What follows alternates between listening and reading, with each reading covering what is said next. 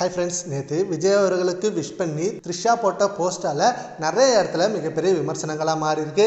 விஜய் அவர்களோட அரசியல் வாழ்க்கைக்கு இது பாதிப்பு ஏற்படும் அப்படின்ற விதத்தில் ஏகப்பட்ட ஹேட்டர்ஸ் இதை ஒரு பேசு பொருளாக மாற்றி சோஷியல் மீடியாவில் நிறைய விஷயங்களை பேசிட்டு இருக்காங்க. அண்ட் இப்போ ரீசெண்டாக சத்யராஜ் அவர்களை விஜய் அவர்கள் பேசின விஷயம் மிகப்பெரிய அளவில் பாதிச்சுது.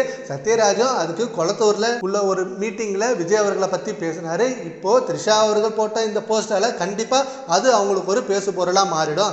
இதை வச்சே விஜய் அவர்கள் நேம கெடுக்க பார்ப்பாங்க. விஜய் அவர்கள் முதலமைச்சர் ஆனதுலேருந்து ஏதாவது ஒரு சின்ன விஷயம் ஆட்டும் கண்டிப்பா விஜய் அவர்களை திரும்ப கீழே இறக்கிடலாம் அப்படின்ற எண்ணம் நிறைய பேர் மத்தியில இருக்கு. அதுக்கேற்ற மாதிரியே த்ரிஷாவும் இந்த மாதிரி போஸ்ட் போறாங்க.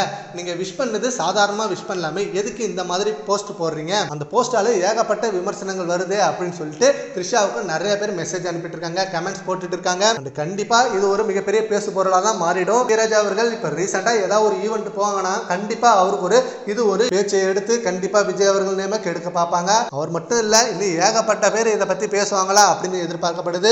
பட் எதுவா இருந்தாலும் தளபதியை பத்தி எங்களுக்கு தெரியும், விஜய் அவர்களை பத்தி எங்களுக்கு தெரியும். விஜய் அவர்கள் முதலமைச்சர் ஆனதை பிடிக்காம தான் ஏகப்பட்ட பேர் இப்படி பண்ணுவாங்க. அதை பத்தி நாங்க அதுல காதுல வாங்கிக்க மாட்டோம், கண்டுக்க மாட்டோம்.